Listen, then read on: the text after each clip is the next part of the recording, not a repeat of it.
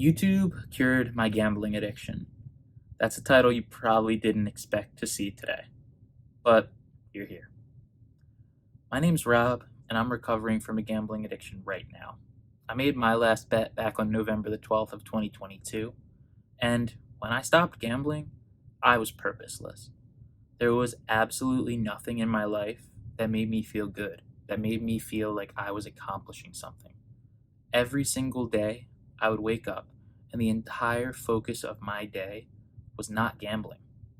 Have you ever tried to measure tangible progress in not doing something?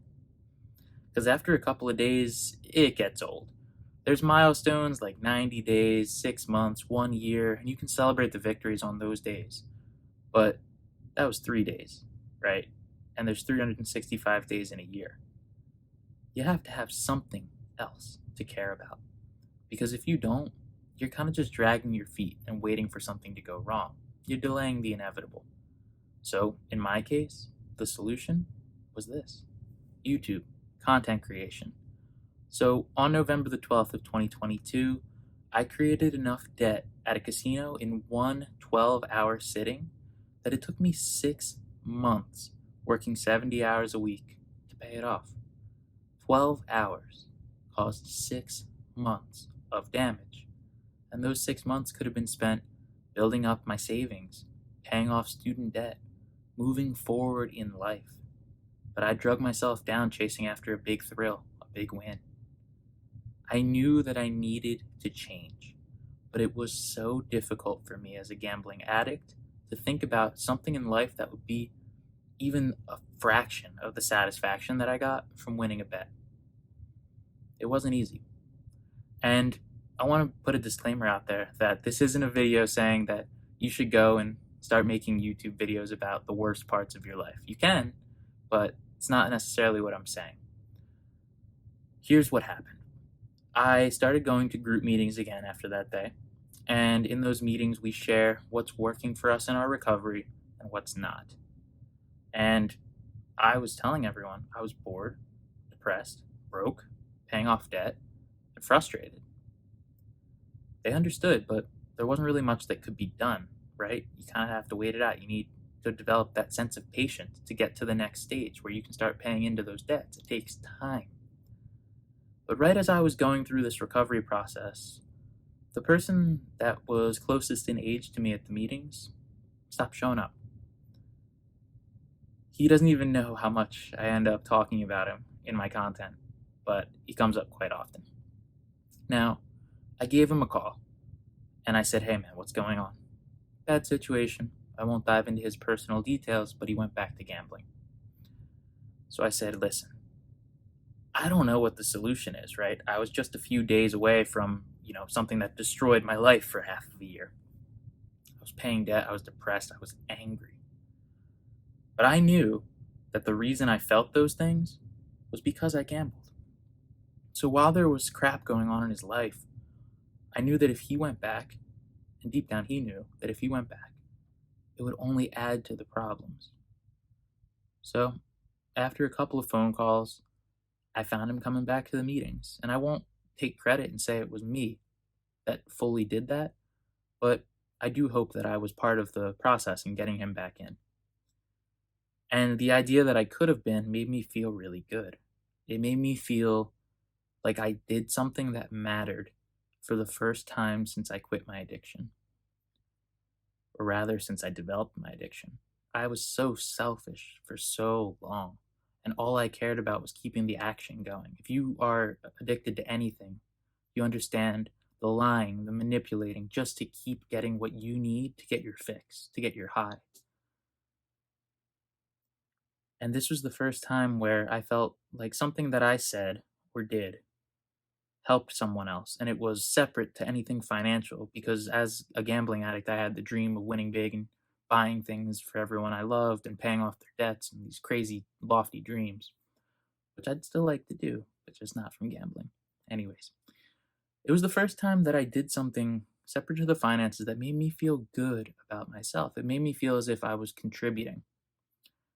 And I wanted to do that again. So I thought about how I could do that And the immediate thought was, call people on the phone list at the meetings and help them stay motivated. But to an extent, that was capped at, a couple people, and that would have made a good impact. It would have been a good thing, but I wanted to do more. So I thought maybe if I shared my story, recorded it online, share what's working for me, what's not working for me, how I'm staying clean, things I've learned about the industry, things I've learned about gambling, that it could help someone to get to that conclusion for themselves faster than I did. And so I made a YouTube video and it sucked.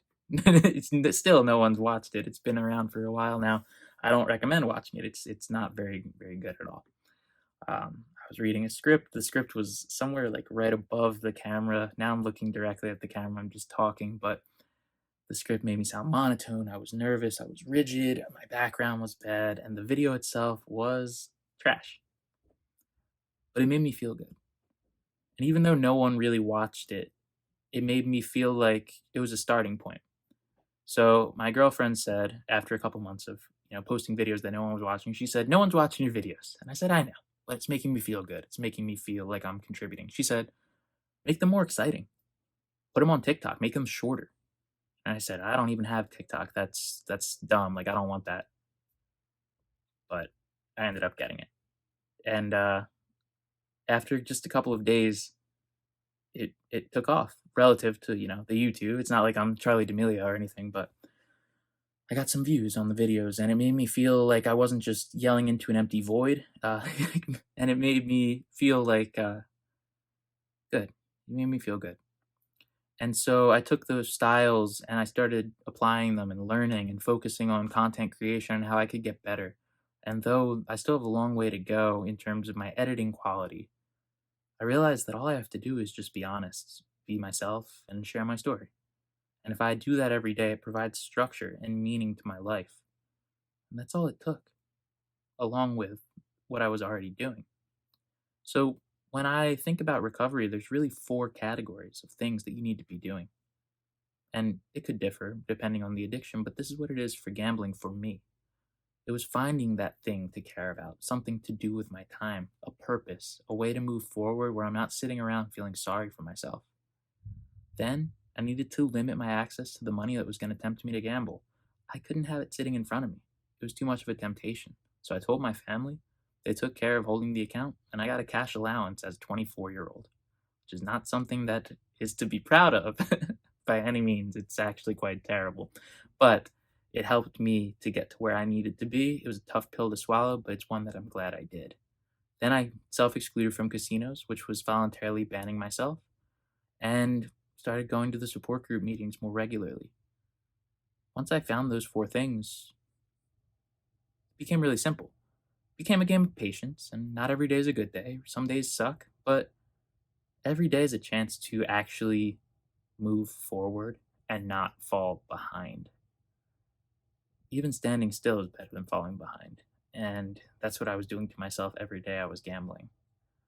So I'd say that, in a way, content creation, YouTube, TikTok, and Instagram, we'll throw them in there. They not only changed my life, but saved my life. Now I'm able to do this full time. All I need to do is be myself. And sure, I'm not Mr. Beast, but I don't need to be. Just need to share my story, and if it helps one person out there, then it's a win for all of us, right? So, if you're struggling and you're feeling purposeless, find something that gives you a feeling of being proud of yourself, of pursuing something that gives you confidence, but that makes you feel like you're contributing to the world. Because for so long, all I did was look inward. What can I get for this? How can this benefit me? That as soon as I turned it outward and started to use my time, it solved all the problems I was dealing with inside. Find a purpose. You don't have to post YouTube videos like I did, but YouTube changed my life. And I hope that you can find whatever it is out there to change yours. Thank you so much, and let's keep getting better together, one day at a time.